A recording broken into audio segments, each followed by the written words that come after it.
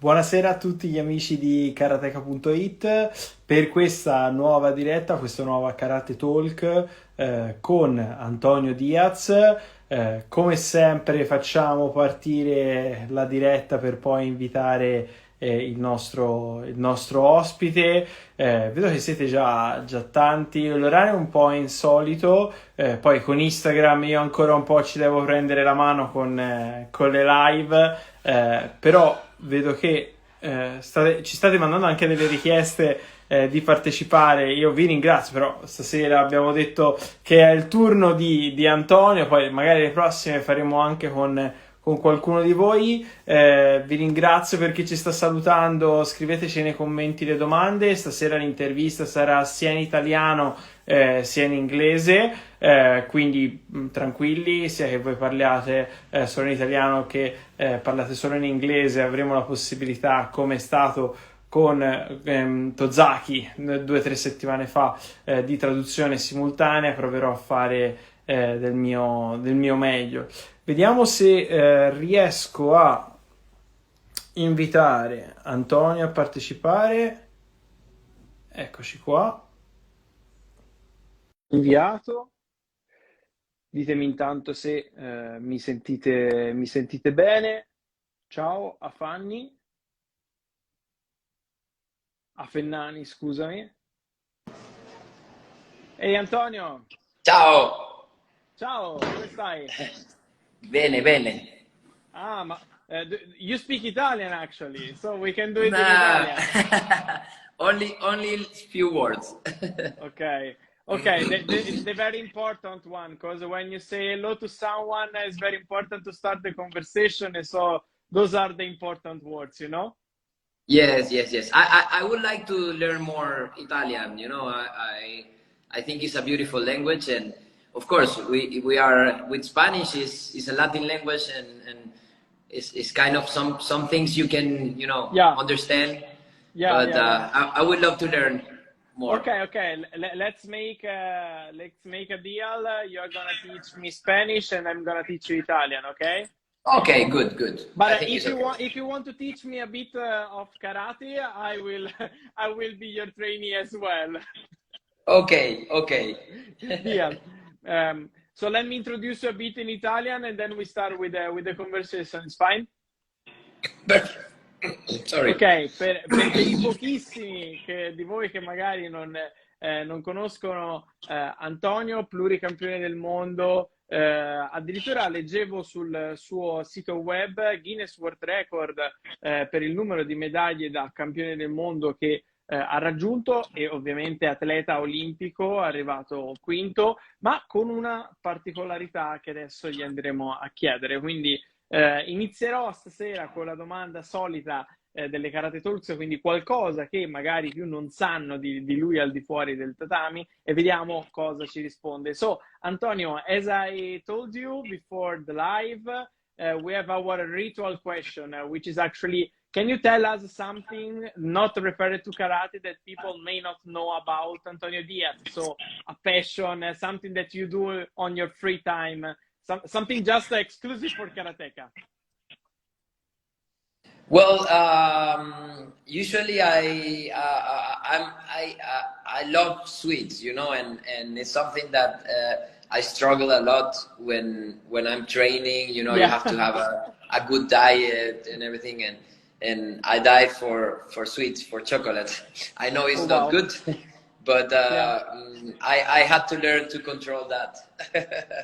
I mean, And chocolate can be in a diet, even if in small quantities, yes, maybe. yes. The problem is sometimes I want more than just a little bit. And you know And the chocolate from Modica, the Modica chocolate from Italy? yes, yes, yes. Okay. Good, good.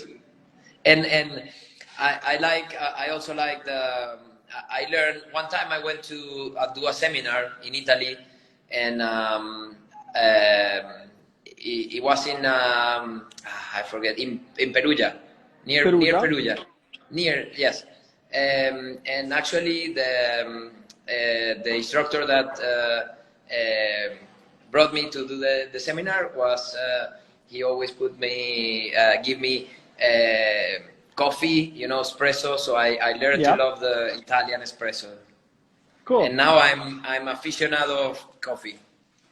Oh, wow, amazing. But you were actually very lucky because there are some years, some years that in Perugia you can find also the Euro Chocolate, the European Festival about chocolate.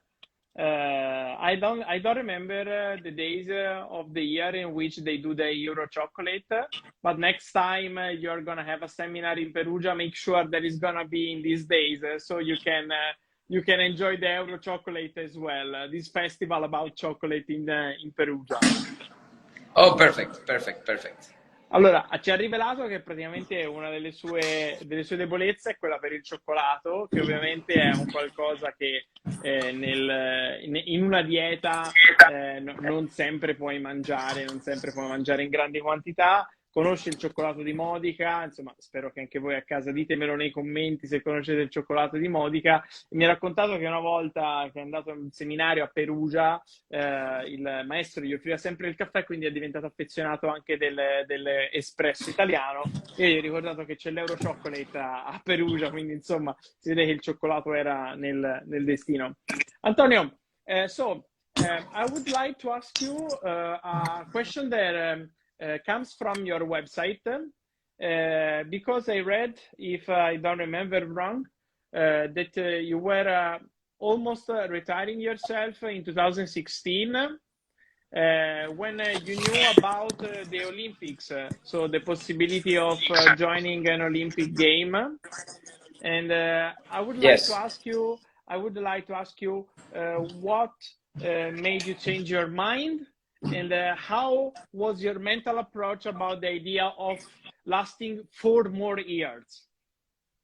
Yeah, actually, it was very hard for me to take the decision because I was retiring in 2016.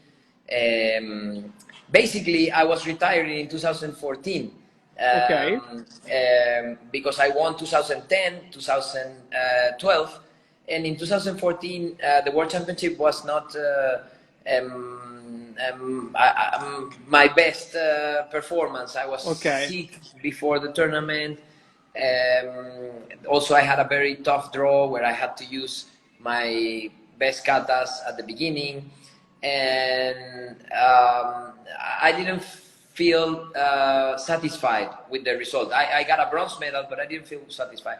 But my sensei, Inoue sensei, Yoshimi Inoue, he said to me after the tournament, enough, we finish here. Now you have to train to teach. And I was Okay. like, okay. I said, Os, I will follow. And the year after he died. So for me it was very hard. And I said like, okay, I want to do one more World Championship, to feel good with myself. And it was hard because in my mind was the words of my sensei saying, stop. But Wow. I understood that it was difficult, but I understood that his stop was not my stop, Yeah. Yeah. and Yeah. Yeah. and at that time I understood that sensei is there to guide you, but you are the one who decides which way you take, Yeah. and I think he gave me a lot of important things. Every day I remember his teachings, but I wanted to go to one more World Championship. So I went in 2016 saying, okay, this is the last. But I received the news that karate was going to be Olympic, and I said like, okay, I'm still active, it's 4 more years. This is an opportunity of a lifetime, and I don't want to be sitting in front of the TV watching karate for the first time in the Olympics and say, what if, And Yeah. I say, okay, I will go for it. I'll try. Because there was maybe there was no chance to start again if you retired actually at 2014, right? Like what if Yes, you decided to retire at in 2014? Maybe you didn't start again just for the Olympics. that's right. That's right. Ok. Quindi ci ha detto che la mia domanda è stata riguardo alle Olimpiadi, perché non era pianificato che lui partecipasse alle Olimpiadi, aveva deciso di ritirarsi nel 2016, ma poi ha deciso di continuare perché ha detto non volevo stare davanti alla televisione a guardare il karate la prima volta alle Olimpiadi. La cosa interessante che però ci ha detto sono due, queste me le porto a casa. La prima è che lui in realtà si voleva ritirare nel 2014, non perché avesse la sua volontà, ma perché il suo maestro, dopo la sua ultima World Championship nel 2014, che non era andata così bene perché si era sentito male prima, eccetera, il maestro gli ha consigliato di finire con la carriera di agonista e di iniziare quella da appunto maestro. Però l'anno successivo poi il maestro è morto e ha detto volevo fare un'altra World Championship perché l'ultima non era andata bene e ho capito a quel punto, anche se avevo in testa l'idea del maestro, la voce del mio maestro che mi diceva che il mio periodo da atleta era finito, che in realtà il maestro, il sensei, è per guidarti, per dirti quelle che sono le scelte che potresti prendere, ma alla fine sei tu quello che deve decidere dove stare, dove non stare.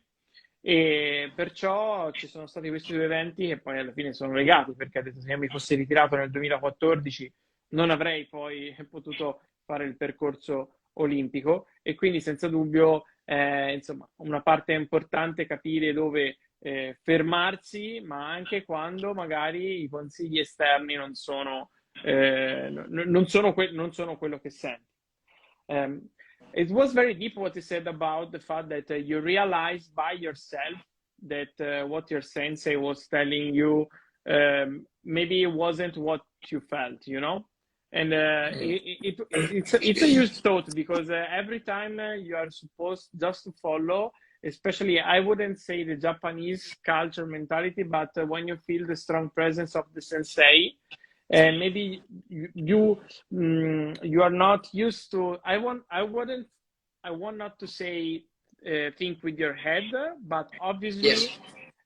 you really believe, you really trust in your sensei, and so you just follow his or her rules, you know.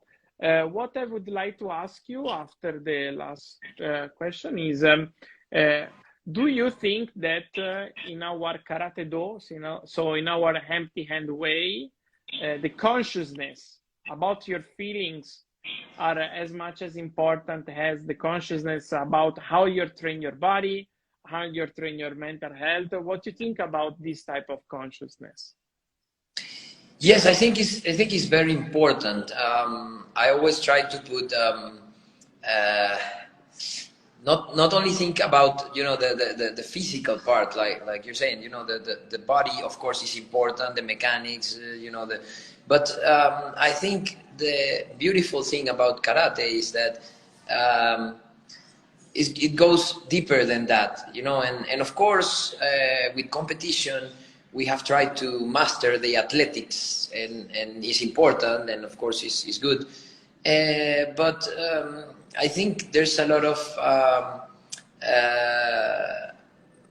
philosophical things about karate. No, I know. I don't want to enter in the discussion about tradition and Yeah, sports. yeah. I think this is we karate can benefit from both. I think Yes. is important. I always said that without sport, karate wouldn't be so. Maybe some people that are practicing traditional karate, they don't even know karate. They know karate because of sports karate. But this is another topic. I think the main thing is that there's a lot of philosophical things in karate, and when you start thinking about trying to think about this, the maybe sometimes a little bit mystical, but I try to incorporate this in what I do. I believe in this and I enjoy it. And I think when you do this in kata, for example, it's kind of like making art. You put in some special part of you there, and you can transmit that. You can project that. And I think this is what makes also the practice of kata beautiful. Yeah. And we fully agree with you because consider that our claim is many ways of practicing, but just one website, because we want to go through every kind of practice, every kind of style, and we also try to let people, or even karateka, understand what you just said, that there are many ways of practicing, but they can stay together and they can teach you something different each kind of practice. Quello che ho chiesto a Antonio è, mi ha colpito molto questa sua risposta su l'essere consapevoli di quando fermarsi, quando andare avanti, eccetera. E quindi ho detto se per lui questo poteva essere parte anche del percorso del fare karate, e mi ha risposto assolutamente sì, perché specialmente quando fai, ha detto non voglio iniziare diversi topic, diversi argomenti, non voglio andare fuori tema, direi un po' più liberamente, perché poi c'è tutto il discorso che noi vediamo molto del karate tradizionale, del karate sportivo, ma a suo avviso innanzitutto ogni modo di praticare il karate ti insegna qualcosa e può vivere insieme. Secondo di poi essere consapevoli a questo livello della propria attività, del proprio sé, è qualcosa che puoi unire. Ad esempio lui ovviamente parlava del kata, perché fare kata mettendoci questo pizzico non di misticismo, ma proprio di propria anima, mi verrebbe da dire, è un qualcosa che ti permette di renderlo ancora più bello e più speciale. Talking about kata, many times with kata athletes, I've been told that when you train for championships, you are used to focus on not also the same, but very few katas, because these are the katas that you need for doing the championship. But Yes. after that, you don't train for a championship anymore. Are you exploring other katas, other styles, or which is your path like about knowing the katas? Or is something that you always did even in the past, doing also katas that you weren't used to do at the championship? Yeah, actually, I've always been very curious about katas and styles. My main style or my main base is Shito Ryu. I started doing Shito Ryu, but then I had the chance to train with senseis from Gojo Ryu, Ryu, even actually when I started I started doing Shotokan, but it was Okay. like very few months, and then I changed to a Shito Ryu dojo. But I also like Shotokan, katas, and I remember when I was a kid looking the videos of the World Championship, and one of my idols was Michael Milon from France, and he was a Shotokan kata player, and he had a very, I think he changed, to a more dynamic and athletic kata, but I love his way of doing at that time, and I tried to learn katas from him, from his videos, and I love MP, Kankucho, Unsu, and I always, try to see different things and always try to learn a little bit more than my style. Even when I had the chance to travel to Okinawa, I could connect with some senseis from Uechi Ryu and Shorin, and I haven't gone deep there, but just a little bit a glimpse of what they are doing, and it's interesting to see. And I always thought that after I finish competition, I want to go more to learn about different styles and see where are the connecting points, because I think that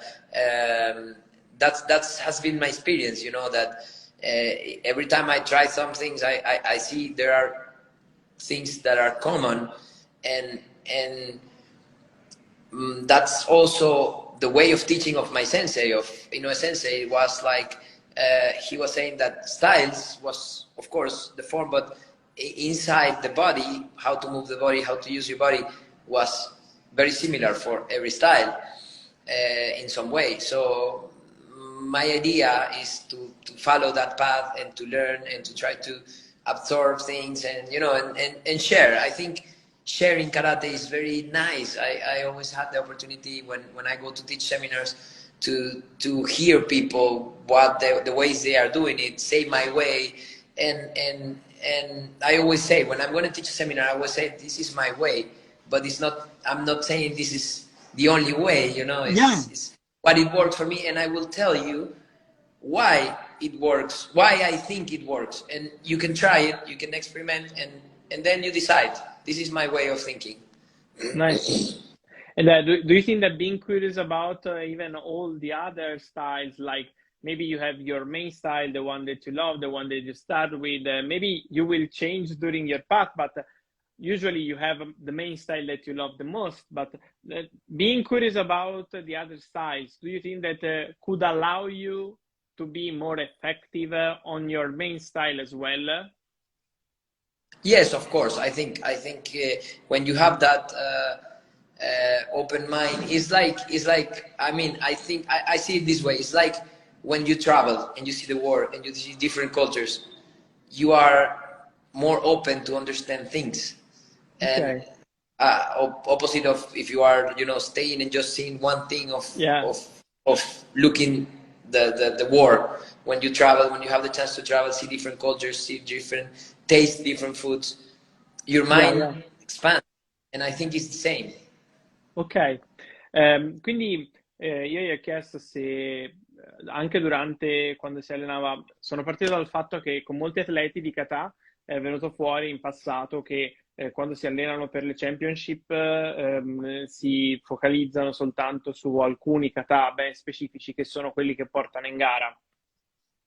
E molti si ripromettono, mi viene in mente anche Viviana, che ci aveva detto che dopo la fine della carriera magari avrebbero anche cercato di imparare anche altri kata e altri stili. E quindi io ho chiesto come si è comportato lui, mi ha detto che è sempre stato piuttosto curioso, quindi anche quando con il suo maestrino, anche se praticava Shito Ryu, inizialmente, tra l'altro, ha fatto Shotokan per pochi mesi, poi è passato allo Shito Ryu, ma ha detto quando potevo andare a Okinawa o quando trovavo anche altri maestri, ero sempre molto curioso anche degli altri stili, perché alla fine ti insegnano di più anche sul tuo, saper maneggiare anche altri stili. Ti aiuta a migliorare anche il tuo. E ha fatto una bellissima metafora con il viaggio, cioè se io guardo nel mondo tante cose diverse viaggio, riesco ad essere più consapevole di quello che mi circonda invece che stare soltanto chiusi nella propria realtà. Ok, and I would like to end this interview because apparently when we are on the interview, minutes are flying away, and it seems to me like 3 seconds, but it's already 25 minutes that we are connected. And thank you for all this time that you are staying connected with us, obviously. But I would like to ask you about your future plans. And so to tell all the Karateka followers and obviously your followers as well, which are your plans, when we can follow you, and where you can update us about your future plans. Well, actually, right now I'm of course, trying to spend time with my family because you know the sacrifice to Yeah. qualify for the Olympic require a lot of time, a lot of travel.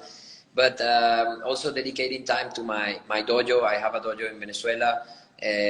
Trying to check things here, work with some athletes that already are doing well with the national. You know, they've been called for national team for junior Pan American Championships or for regional championships, and I'm trying to give them the some of the knowledge I got from Yeah. my experience Your experience. working with them. And right now that we are a little bit more normal with the travels, you know, about the pandemic, I'm trying to go back to teach seminars internationally. So there are a few proposals for this year. So I'm going to be announcing these seminars in, of course, in my social media.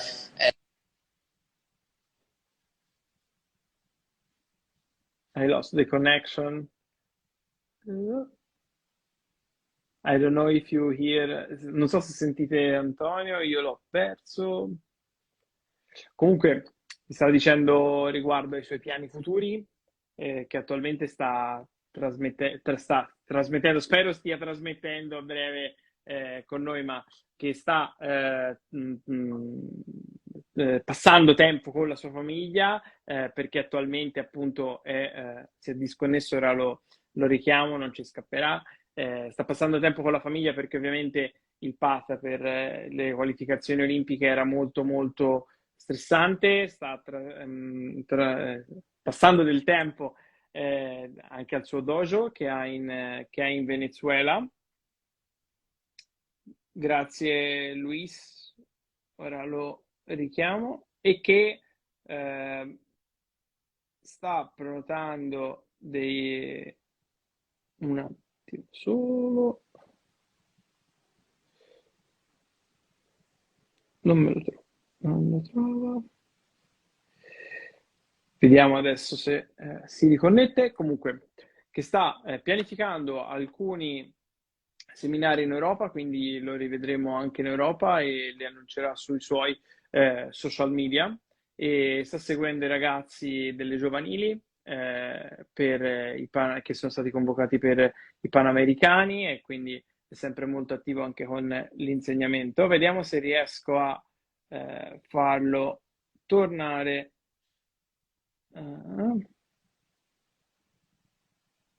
in live con noi. Non me lo trova, che strano.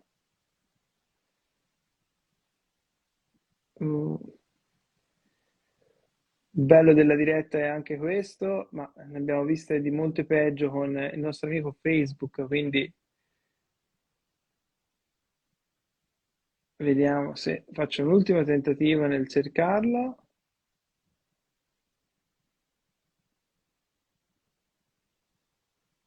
Ah. Ok, allora c'è qualche problema di connessione, però comunque le cose importanti ce l'aveva dette, quindi dai, ci è andata bene. E porterò i nostri saluti appunto ad Antonio, ovviamente lasciateci nei commenti se avete altre domande, così che poi eventualmente gliele possiamo portare. Farò una storia con Antonio per salutarci, quindi andate poi a vedere le storie per la conclusione di questa live che verrà caricata anche su Facebook, su Spotify, su YouTube, sul blog trascritte da Chiara, insomma le trovate da tutte le parti. Grazie per averci seguito con noi anche stasera. Fateci sapere se anche questa intervista su Instagram, il nuovo formato Instagram, vi piace, chi vorreste avere ospite nelle prossime Karate Talks, e ci sentiamo a una prossima intervista. Ciao!